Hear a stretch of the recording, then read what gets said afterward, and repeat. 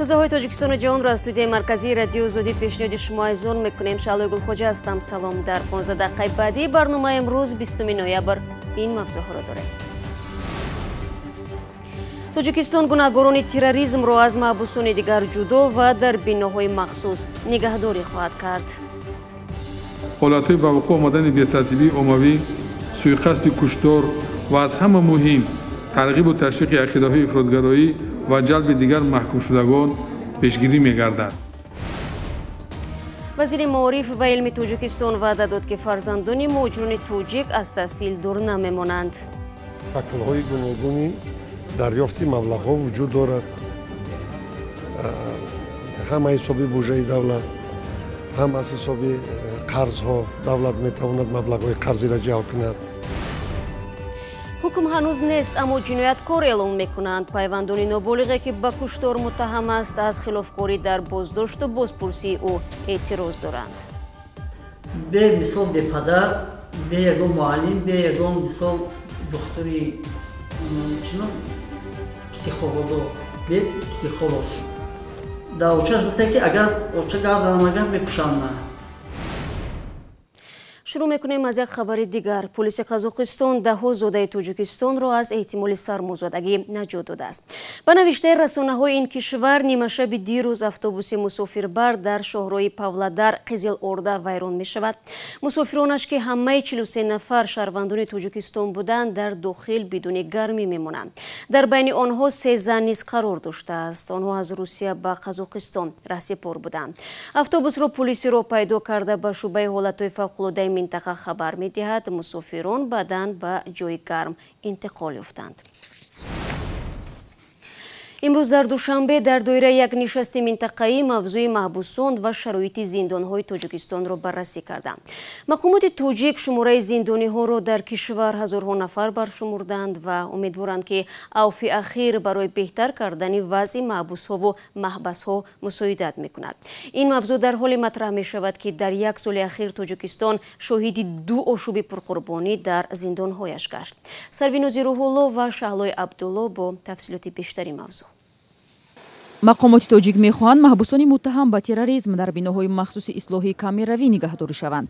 нақшаи ин тарҳ аллакай мутобиқ ба меъёрҳои сохтмонӣ таҳия шудааст. дар ҳолати амалӣ намудани сохтмони муассисаҳои ислоҳии нави камеравӣ ҳамаи масъалаҳои ташвишовари ба миён омада ҳалли худро ёфта, амнияти кормандон ва бехатарии нигоҳдошти маҳкумшудагон таъмин гардида, ҳолатҳои ба вуқӯъ омадани бетартибии оммавӣ, суиқасди куштор ва аз ҳама муҳим тарғибу ташвиқи ақидаҳои ифротгароӣ ва ҷалби дигар маҳкумшудагон пешгирӣ мегардад. ин тасмими мақомот дар ҳолест ки дар 2 ошӯби як соли ахир дар зиндонҳои тоҷикистон даҳҳо нафар ҷон бохтанд. мақомот мегӯянд саркардаи ин бетартибиҳо маҳбусони муттаҳам ба терроризм ва гурӯҳи ансоруллоҳ буданд. бунёди биноҳои махсус дар маҳбасҳо яке аз мавзӯъҳои аслии нахустин ҳамоише дар душанбе буд ки бо ҳузури мақомоти давлатӣ ва коршиносони байналмилалӣ баргузор шуд. ислоҳот дар низоми зиндонҳои кишвар дар ҳоле матраҳ мешавад ки ҳомиёни ҳуқуқ пайваста аз вазъи зиндониҳо, аз ҷумла шиканҷа ва шароити бади нигаҳдории онҳо нигаронӣ мекунанд.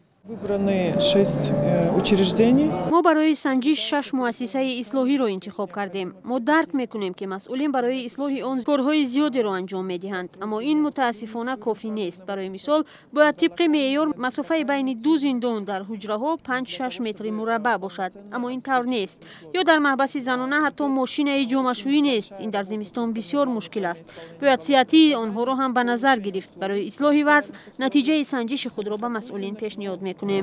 Но этого недостаточно, необходимо еще поднять и повысить этот уровень. мақомоти раёсати зиндонҳо мегӯянд ки дар муассисаҳои ислоҳии тоҷикистон тақрибан 13 000 нигаҳдорӣ мешуданд ва бар асоси қонуни аф ҳудуди 9 000 нафар аз зиндон раҳо ва муҳлати ҷазоишон кам шудааст. мақомот бовар доранд аф шароити нигаҳдориро дар зиндон беҳтар хоҳад кард.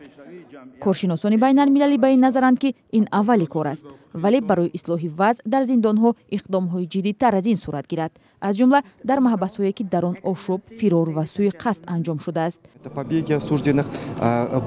мо медонед ки мушкили аслӣ дар муассисаҳои ислоҳӣ зиёд аст ки ҳатто ба ошӯб ва заҳролудшавии зиндониён оварда расонд ва то ба гӯши ҷомеаи ҷаҳонӣ расид. дар ин ҳолат хоҳишмандони кӯмак дар ислоҳи низоми зиндонҳо зиёд шуд. ҳамчунин мақомот масъалаи бо кор таъмин кардани маҳбусонро як роҳи беҳтар кардани вазъ арзёбӣ карданд. феълан дар кишвар 19 муассисаи ислоҳӣ фаъол аст ки аз он 13 тоаш тавқифгоҳҳои муваққатиянд. Сарвинози Рӯҳулло, Шаҳлои Абдулло, Озодӣ, Душанбе. дирӯз аз қабули қатномаи ҳуқуқи кӯдакони Созмони Милали Муттаҳид 30 сол пур шуд. Тоҷикистон низ узви ин қатнома мебошад. Бо баҳонаи ҳамин сана намояндагии бунёди атфоли Созмони Милал дар суҳбат бо мақомоти Тоҷикистон аз ҷумла дар бораи аз таҳсил дур мондани фарзандони муҳоҷирони тоҷик гуфт. Вазири маориф ваъда дод ки барои рафъи камбудиҳо маблағ меёбанд. Амриддин Олимов дар ин бора гузориш медиҳад. ҳудуди 9 миллион наврасону ҷавонони аз 15 то 24 сола дар Тоҷикистон аз идомаи таҳсил, кор ва ҳар гуна омӯзишҳо маҳрум монданд. ин матлабро дар душанбе масъулони намояндагии хазинаи кӯдакони Созмони Милали Муттаҳид дар Тоҷикистон зимни маросиме бахшида ба 30-умин солгарди тасвиби ин санад эълон карданд. дар Тоҷикистон ки ҳамагӣ 9 миллион аҳолӣ дорад, аз таҳсилу машғулият фориғ мондани ҳудуди 500 000 нафар ин хеле мушкилоти бузург аст. ин дар ҳоле аст ки ба гуфтаи намояндаи ЮНИСЕФ феълан ҳукумати Тоҷикистон 32 барномаи вижа барои кӯдаконро мавриди иҷро қарор додааст, аммо бештаре аз онҳо ба хотири камбуди маблағ иҷро нашуданд. ҷаноби Калестини ҳамчунин аз он изҳори нигаронӣ кард ки фарзандони муҳоҷирони кории тоҷике аз таълиму тарбия дур монданд мояи нигаронии мақомоти кишвар бошад. Нуриддин Саид, вазири илм ва маорифи Тоҷикистон, дар посух ба нигарониҳои намояндагии ЮНИСЕФ дар Тоҷикистон мегӯяд ки камбуди маблағ наметавонад дар иҷрои ин барномаҳо монеъ шавад. шаклҳои гуногуни дарёфти маблағҳо вуҷуд дорад. ҳам аз ҳисоби буҷаи давлат, ҳам аз ҳисоби қарзҳо давлат метавонад маблағҳои қарзиро ҷалб кунад. маблағҳои грантиро мо метавонем ҷалб кунем. мо метавонем аз кӯмаки соҳибкорони бисёр ба орияту ба нобуси худамон истифода кунем. намояндагии ЮНИСЕФ ҳисоб кардааст ки барои иҷрои комили ин барнома то соли 2003 маблағи баробари 16 миллиард доллар зарур аст. Раҷаб Ҳабибуллозода, омбудсмени кӯдакон дар Тоҷикистон, гуфт ки ин барнома фарогири куллияи мушкилот дар тарбия ва таҳсили кӯдакон аст. мавзӯи баъдии мо низ марбут ба ҳуқуқи кӯдак аст. додгоҳи олии Тоҷикистон парвандаи наврасеро муҳокима дорад ки дар куштори 2 нафар муттаҳам мешавад. вакили дифои ноболиғи гумонбар мегӯяд, ҳарчанд додгоҳ ҳанӯз ҳукми худро содир накардааст, вале мақомоти интизомӣ дар барномаҳои худ ин наврасро ба унвони қотил ном мебаранд. ҳоло волидайни ин писарбача аз он ашк мерезанд ки барои исботи бегуноҳии фарзандашон дасти кӯтаҳ доранд, зеро ҳеҷ дархости онҳо аз ҷониби додрасҳо ба инобат гирифта намешавад. Зарангези Наврӯшо арзи онҳоро шунид. волидон ва вакили дифои ноболиғе ки дар қатли 2 нафар муттаҳам мешавад, аз намоиши ба такрори писари 15-солаашон дар телевизион нигаронӣ карда мегӯянд, ин гузориш ӯро дар чашми мардум гунаҳкор муаррифӣ кардааст. дар гузориши вазорати корҳои дохилӣ ки дар телевизиони давлатии Тоҷикистон бори дуввум аст намоиш дода мешавад, навраси 15 сола нақл мекунад ки чӣ тавр бо табар 2 нафарро кушта ба дарё партофтааст. волидон иддао доранд ки ин гузориш сохтаи мақомот аст ва аз он нигаронанд ки вақте ҳанӯз додгоҳ писари 15 солаи онҳоро ҷинояткор эътироф накардааст, ин гузориш эҳтимолияти бегуноҳии ӯро зери суол мебарад. ҳамин бачаи мара ҳамчун як ҷинояткори вазнин дар телевизион чанд боши нишон медиҳанд. бачаи мара тарс додагиам, кия мира ба гардан мегирӣ. ахи ман ай бачаам боварӣ надорам, ай як бачаи тарсонча буд. мурофиаи додгоҳӣ ноболиғ аз ноҳияи Варзоб ки дар куштори 2 корманди истироҳатгоҳи Ниланд дар тобистони имсол гумонбар дониста мешавад, ҳоло дар додгоҳ идома дорад. волидон мегӯянд, ягон дархости онҳо аз ҷониби додрасҳо ба назар гирифта намешавад ва боздошту бозпурсии ноболиғ хилофи қонунҳои Тоҷикистон ва конвенсияи ҳуқуқи кӯдаки Созмони Милали Муттаҳид сурат гирифтааст. ҳамин якум рӯзи аввал бе ман пурсидам. من ای دروازه بیرون کردم درو برام پرسیدن ای عبید تو ساعتای 2 شب به مثال به پدر به یگون معلم به یگون مثال دکتری چنو پسیخولوگو به پسیخولوگ در اوچهش گفته که اگر اوچه گرد زنم اگر میکشن نه هم مرا میکشن هم شما را.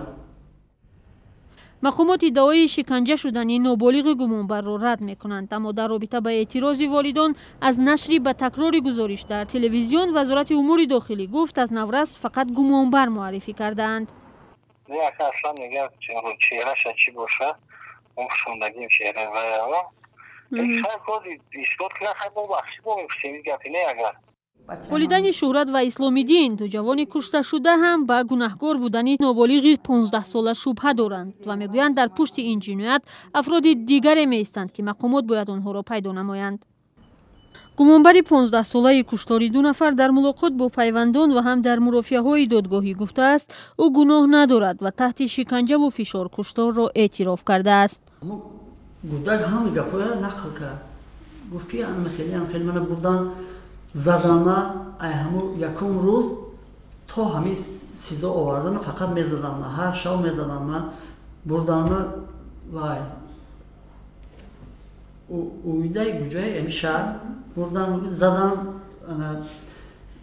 تاب موندن گفت دست سوید موندن گفت بروک ما کشیدن گفتن که اگر به کالا نمیگیری تجاوز میکنیم.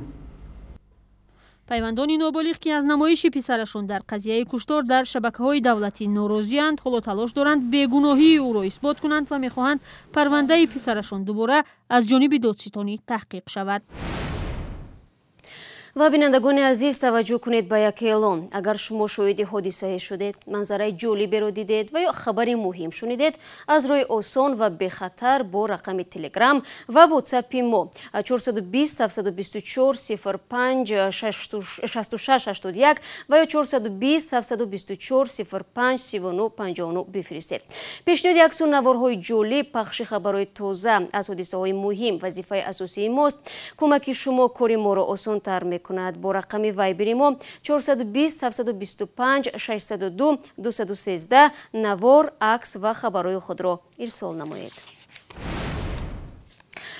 در австрия солҳои тӯлонӣ нацистони навбаромад хонаеро ки дар он адольф ҳитлер раҳбари олмони фашистӣ ба дунё омада буд ба ибодатгоҳ табдил доданд. ҳоло ин биноро давлат мусодира намуда дар ихтиёри пулис супорид. акнун агар ростгароҳои тозапайдо барои зиёрат биёянд, яқинан рост ба боздоштгоҳ мераванд. абдулло ашуров мавзӯъро идома медиҳад. неонатсистони тозапайдо дигар наметавонанд ба зиёрати хонае ки адольф ҳитлер зода шудааст бираванд, чун эҳтимол дорад онҳоро дар он ҷо боздошт кунанд. вазорати корҳои дохилаи австрия эълон кард биное ки диктатор ба дунё омадааст ба идораи пулис табдил медиҳанд. ин тасмим ба моҷаро дар атрофи бинои кӯчаи залсбургер ворштадт 15 ки дар шаҳраки бранау амин аст хотима мегузорад. ҳудуди 100 сол боз бино ба оилаи памерҳо тааллуқ дошт. нахуст дар ин бино меҳмонхона ҷойгир шуда буд, баъдан маркази кӯмак ба мӯътодон. моликони бино барои ҷой кардани ин марказ аз давлат ҳудуди 5000 евро мегирифтанд, аммо 3 сол пеш ин шарикии бахши хусусӣ ва давлат халалдор шуд. моликони хона шартномаро бекор карданд ва мақомоти вена дар ташвиш афтоданд ки мабодо бино ба дасти ҳаводорони ҳитлер гузарад. ҳатто парлумон маҷбур шуд қонуни алоҳидае қабул кунад ки имкон дод бар ивази 800 000 евро бино мусодира шавад. баҳси тахриби бино ва ё боқӣ мондани он чанд сол боз идома дошт, аммо ҳоло дар вазорати корҳои дохила мегӯянд табдили бино ба идораи пулис паёми хеле возеҳ медиҳад ки натсионал социализм ҳеҷ гоҳ дигар ба австрия боз намегардад. биноро акнун тармим мекунанд. музояда дар фурсатҳои наздик эълон мешавад. барои ширкат дар он меъморон аз тамоми қаламрави иттиҳоди аврупо даъват мешаванд. و بینندگان عزیز، برنامه امروز رو با همین گزارش به پایان میبریم. تا ملاقات بعدی که فردا میشود، شما میتوانید شبانه روزی خبرهای تازه رو از وبسایت رادیو آزادی زیر نشانی www.azadi.org بخونید. اگر میخواهید گزارش‌های روز و جالب رو تماشا کنید، پس به آزادی ویدیو کانال مخصوصی ما در یوتیوب بروید و البته شبکه‌های اجتماعی نیز در خدمت شماست. ما اونجا صفحه داریم. من باشم فردا در نوید بامدادی منتظر یکایک شما میمونم. تا فردا، خدا نگهدار.